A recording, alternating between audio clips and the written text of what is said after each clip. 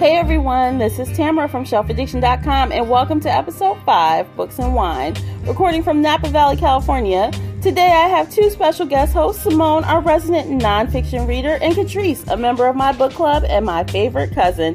We are hanging out here after a day of drinking in Napa Valley, California, and we are going to have a casual conversation about books and wine. We have a fun few bookish topics, and we'll be talking about our favorite wines and places that we've enjoyed during this trip.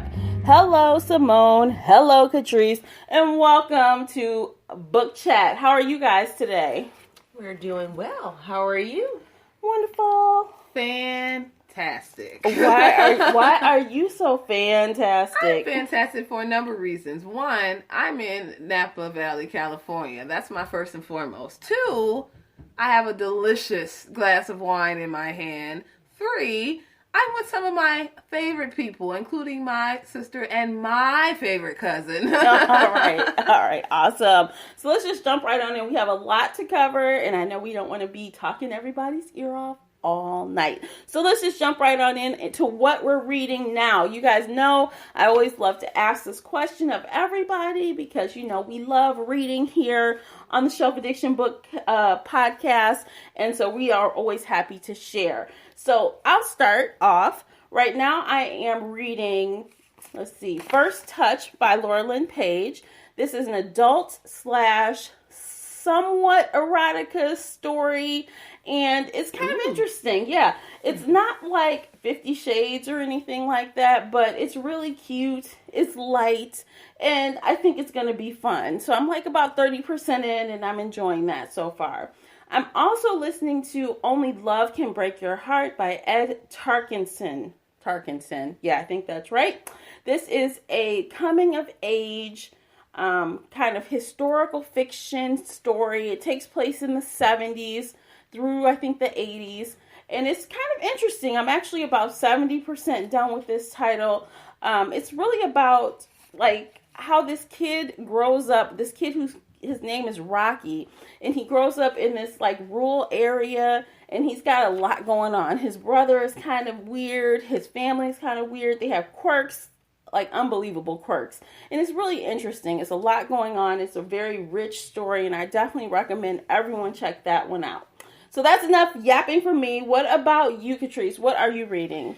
Well, I'm currently not reading anything, but I'm looking forward to reading J-Lo by J.D. Horn, which is an urban fantasy about witches in Savannah. So I've already read books 1, 2, and 3. The first book, The Line. The second book, The Source. And the third book, The Void. So J-Lo is like a continuation of these novels. And, you know, it's about witches, which I'm really into. So I'm really looking forward to the next chapter in the series.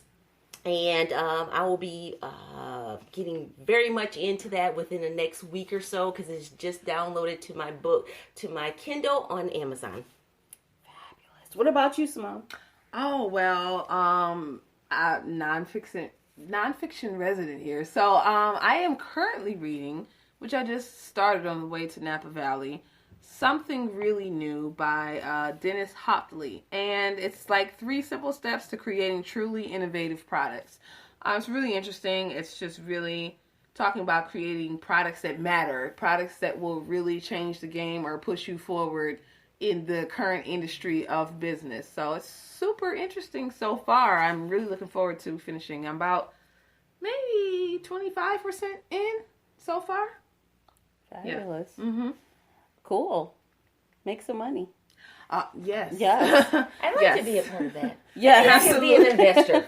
You never know. I am always looking for investors. Absolutely. So let's talk a little bit about, you know, since we're on the book topic and everything, let's talk a little bit about some of our favorite books, like from the past year.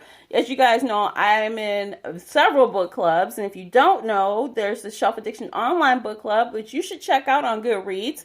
It's free to join, 18 and up, men and women alike. We read tons of good books there, and I'm in I have my own in real world book club, and I'm in another book club or two besides that. And Katrice is also in a book club, so we have book club experience, and Samone has non-book club experience. I have life experience. Life experience, yes.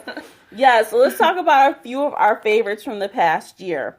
What about you, Katrice? Let's start with you. Well, I want to start with A Madness So Discreet by Mindy McGinnis. I would recommend this book to any reader. It doesn't matter which genre you're into. I just feel like the storyline is so complex and so I don't want to say detailed, but I just want to say it's very intricate. And I think any reader would really enjoy picking up this book and really starting from the beginning and reading to the end. It's, it's a suspenseful book. There's just a lot of surprises. It's not a book that you would think that you could really figure out what's going to happen at the end. So I would recommend that to all readers. Yeah, I enjoyed A Madness So Discreet as well. And you guys, if you don't know, Mindy McGinnis is one of my favorites. Like, we've read Not a Drop to Drink and In a Handful of Dust. And I thoroughly enjoyed all three of those reads. And she has a new book coming out, by the way. I think it's out either this summer or this fall. I picked up a copy at BEA. And I think it's, I can't think of the title right now, so I don't want to misspeak. But she is thebomb.com. So I definitely can get on board with Katrice's recommendation. Absolutely. So Mindy McGinnis. Yep. Keep that in mind. Look her up. Check out her books. Absolutely. Do you have another one? And then the next one I have is Necessary Lies by Diane Chamberlain. Oh my God. Really, really good. Now, this is a fictional book based on factual, historical issues as it relates to mental health.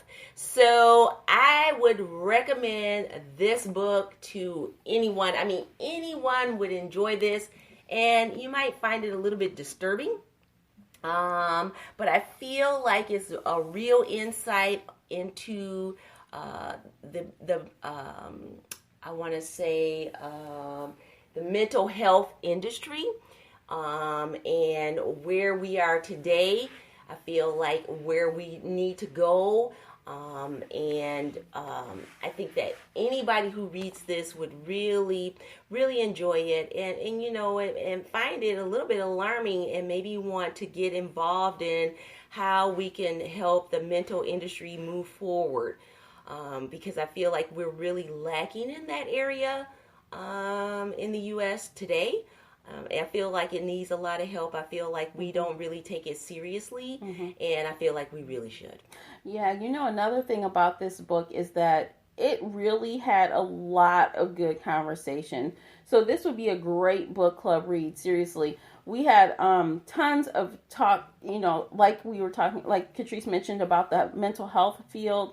This takes place, I think, in South Carolina, if I remember correctly. So, it was a lot of things going on specifically related to that state and the mental health care system and how that relates to women's issues specifically. So it was a very good read, and I agree with Katrice all the way. It's a really good read, and I recommend it for a book club, absolutely. Wow, that sounds really interesting, and I'm not a fiction reader, but as a nonfiction, I read a ton of psychology books, and so to read and hear about what you're saying with this, I feel like I want to add that to my fiction list. It sounds really interesting. They really took, tried to make,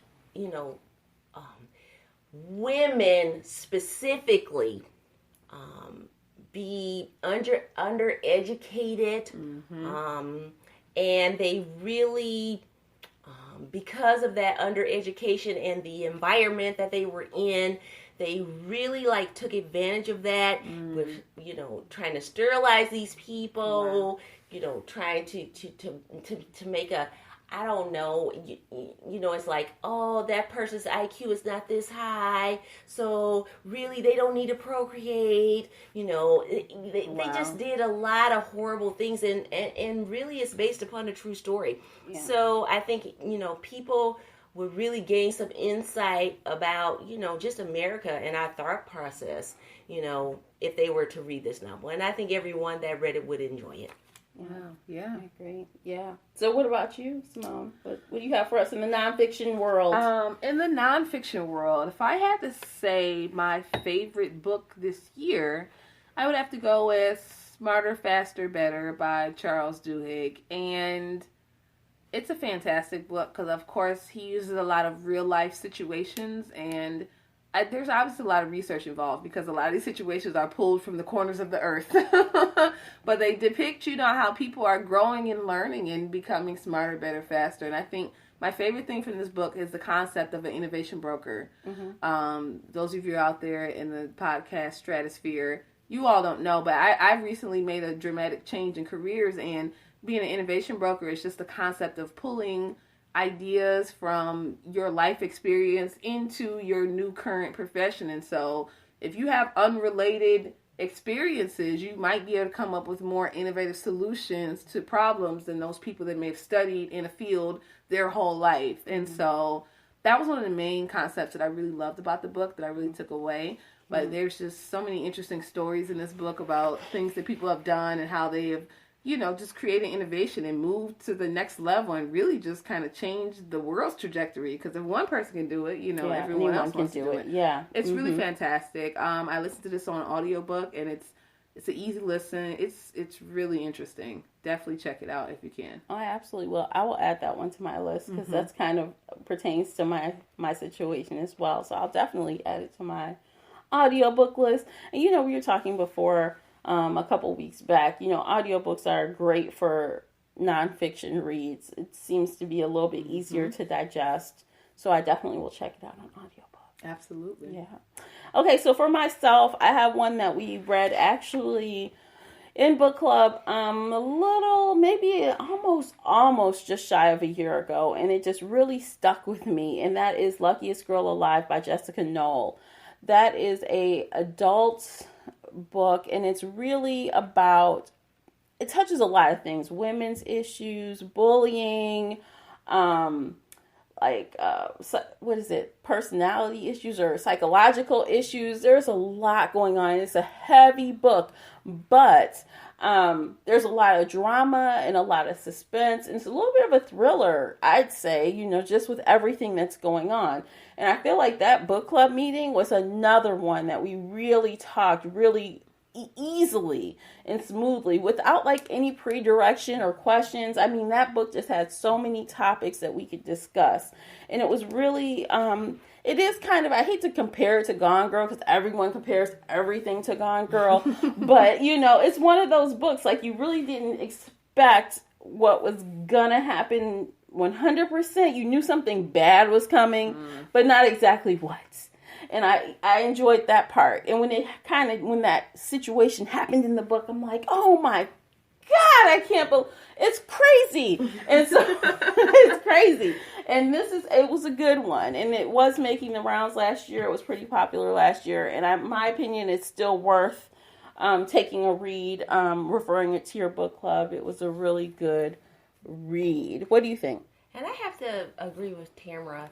I mean, books that are not predictable, books that have sways and turns and oh my God, what really happened?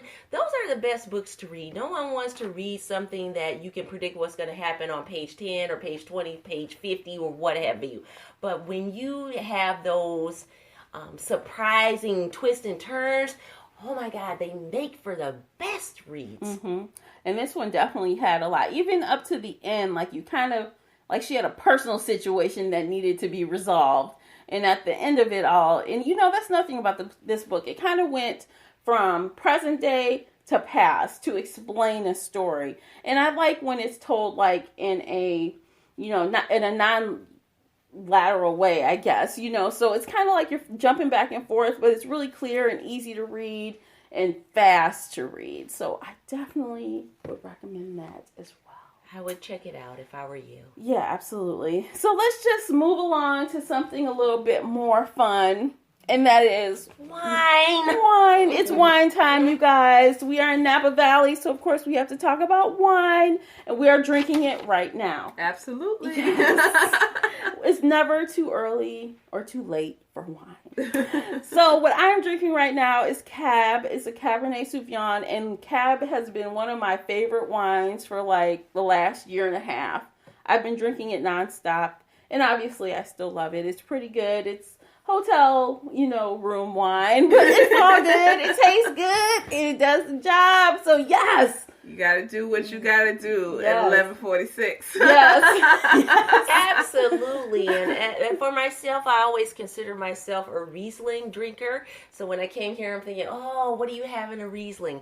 But I have to say that now I am on board as a Chardonnay lady, right? I really enjoy that a lot. I also really enjoyed Zinfandel, which I thought I never would because I feel like it's a hood wine, but it's really not a hood wine. It's really good here out in Napa Valley. So I learned a lot in terms of wine being here on our wine tasting tour. You know what? I agree with you with the Zinfandel. I always thought of it as that pink wine that is just for, people who don't really know what they're drinking. Like, yeah, so like the amateurs drink Zinfandel, right? But they drink the white Zinfandel. White Zinfandel, yeah. That's the one. That's it. Yes. That's the amateur wine. Exactly. So this trip, we did taste some really good Zinfandels, and I'm like, yes, I'm about that. So I'm going to pick up some in the store and just start testing and sampling. So I might have to add that to my new, wine list. Yes, and I'm currently also drinking Chardonnay, even though my glass just got empty. And even though I know it's probably not like appropriate to like drink the Chardonnay and then drink the Cabernet Sauvignon, I think Tamara could use a little assistance with the Cabernet Sauvignon. And I'm in agreement. Since this is our last night here, I think we can do that. Yes, I have been drinking Chardonnay, but I feel in my very near future there is a glass of Cabernet Sauvignon that's going to happen. Mixing whites and reds? Blasphemy. Yes. Don't do it. No, and I really believe that you can. So I really believe that you should acquire a taste for both because they each have their place, depending on if you're drinking or if you're eating, like seafoods and shellfish, things of that nature. Then you want to go with the whites.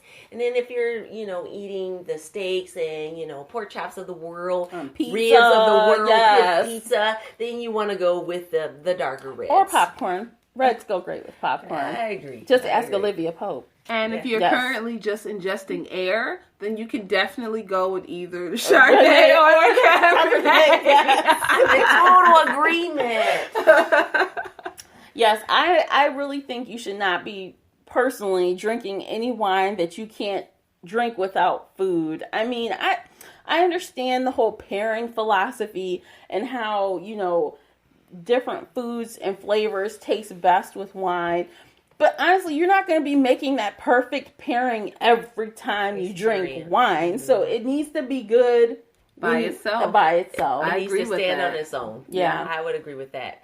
And segueing into that is we had an opportunity to go to Brown's Estate, which is a Black-owned winery, and they put on a fantastic tasting along with food and wine, and they do a lot of Zinfandels. Yep, red right? Zinfandels, yep. Right? Mm-hmm. And then they also do one Chardonnay, if I remember correctly, yep. which I thought was really good. Mm-hmm. But their Zinfandels are like the bomb.com. And they also have a Cabernet that was delicious. Yeah, they had a well. Cabernet blend. I don't think it was 100% Cab. I think they said it was like... Because most of the Cabs are blends. Yeah, As we found out being in Napa Valley this week, there's been a lot of wine education. It was fantastic. I would recommend that anyone coming out here, look them up and check them out.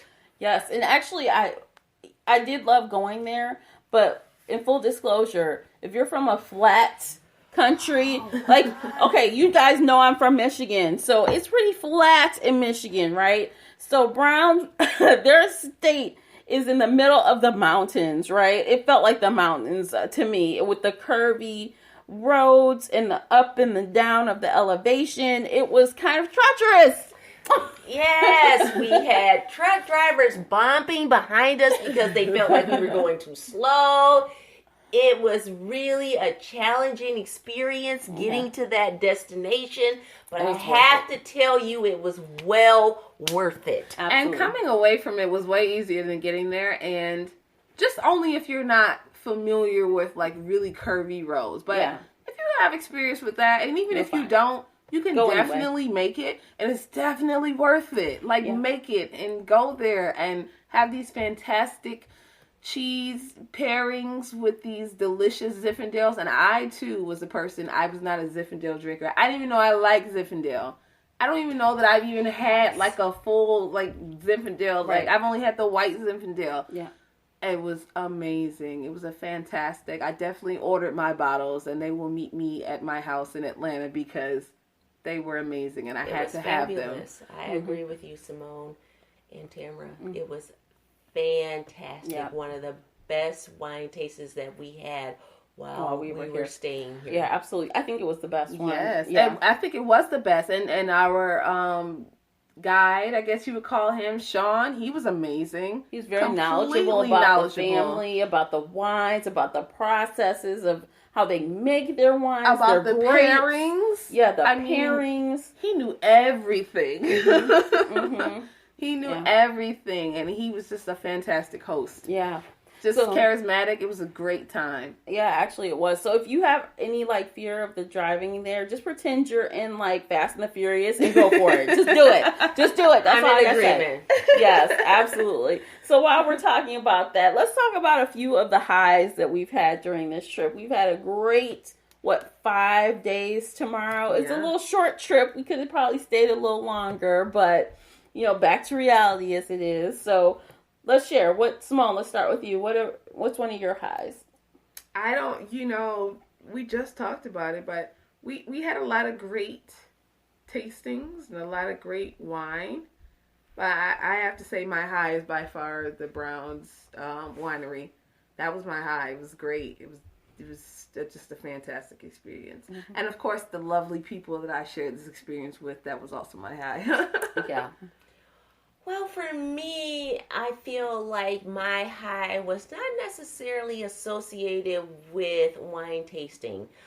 For me, I feel like my high was the hot air balloon experience. It was something that I've never done before in my life. So this was the first time. I don't consider myself afraid of heights, but when you tell people that that's what you're going to do, they're like, oh my God, I'm afraid of heights, da da da da. So everybody has like a fear. But I have to tell you, it was the most peaceful, beautiful experience that I've ever had in my life. Like when you're up there, it's just like you and the birds. Yeah. That's it. Yeah. And it's so calming. And it was just like, it was phenomenal. It was. And so I really feel like that was my high of the trip. And that is something that I want to do again, right? In a different area. I feel like it would be the same. I agree with you. That's my high as well. And you know what, you guys, just with a little bit of, tidbit, we were in flight for about 55 minutes. We went about 6 miles in that 55 minutes. And we went 6 miles into the air, to be specific. Yeah, we went up 2,850 feet, yes, into the air. And then, we traveled that distance and we could see, now we're in Napa Valley now, but we were able to see to the Bay, to San Francisco. It was amazing. It was stunning. And I would definitely do that again. It was definitely amazing. Yeah. And another high, I agree with Simone on this respect, it was the people. Like, it really made it fun no matter what activity we were doing. It was a large group of us. It was like 14 of us.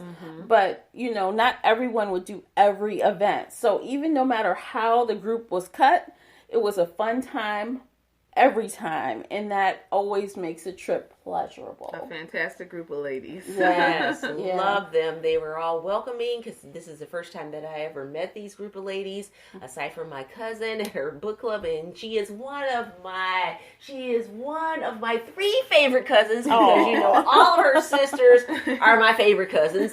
So it was just a really great experience, and everybody was welcoming.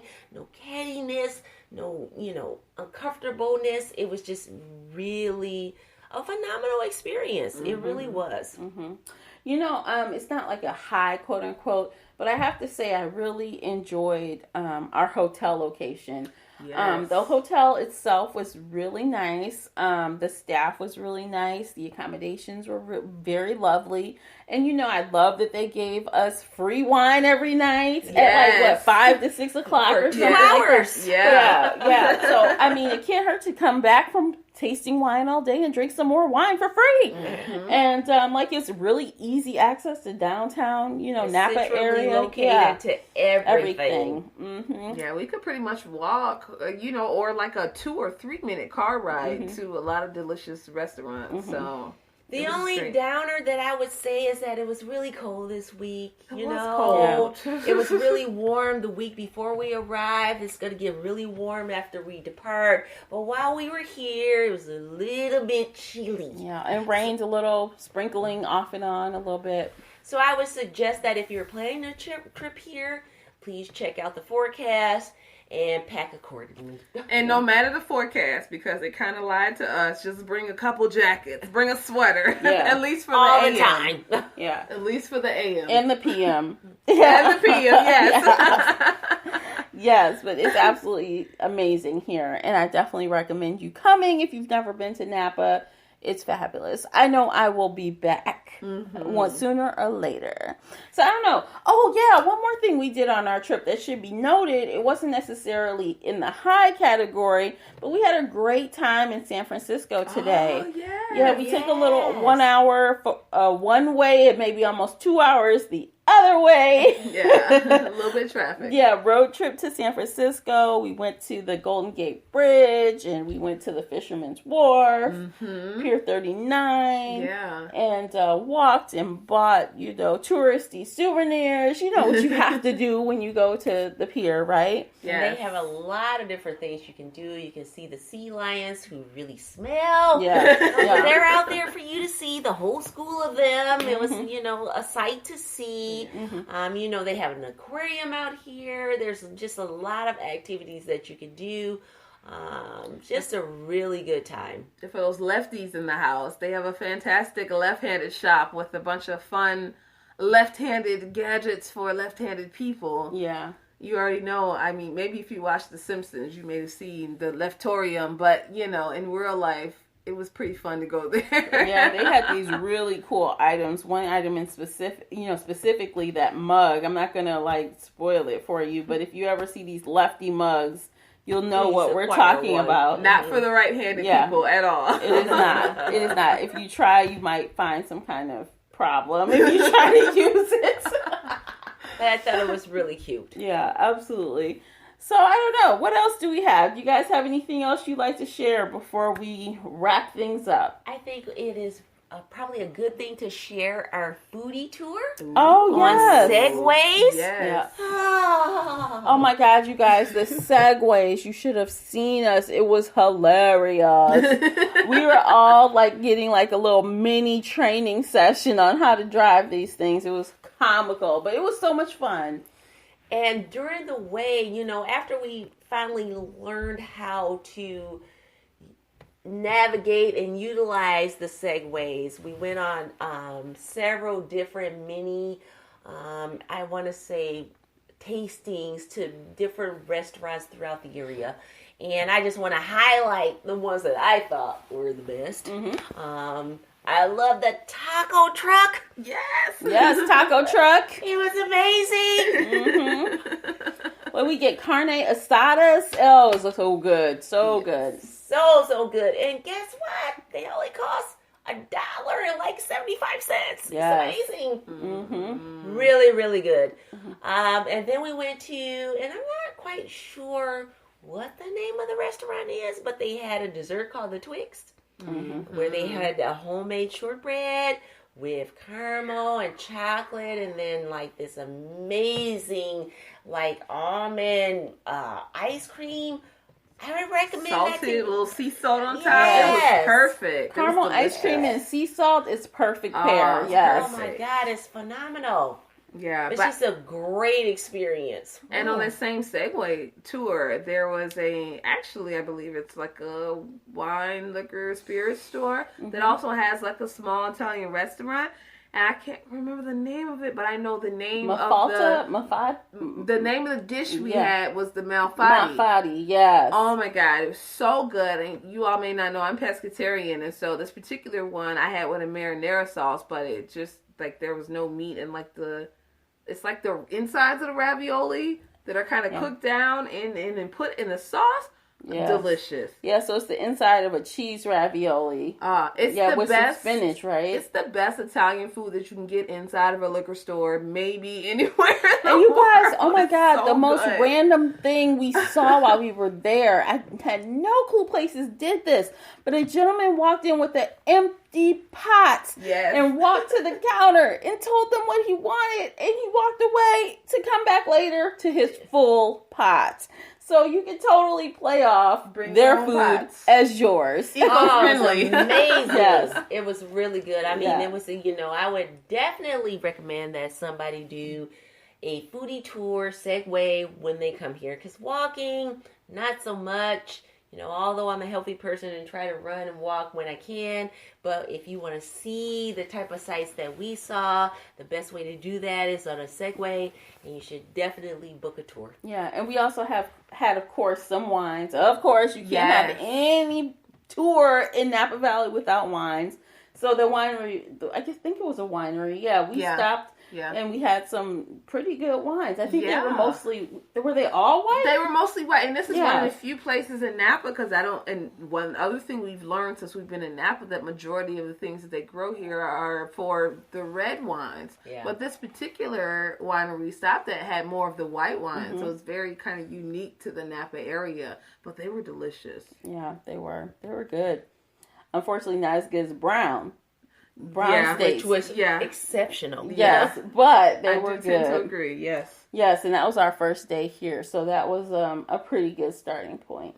So we had lots of fun here, and we hope that us sharing with you will make you want to check it out.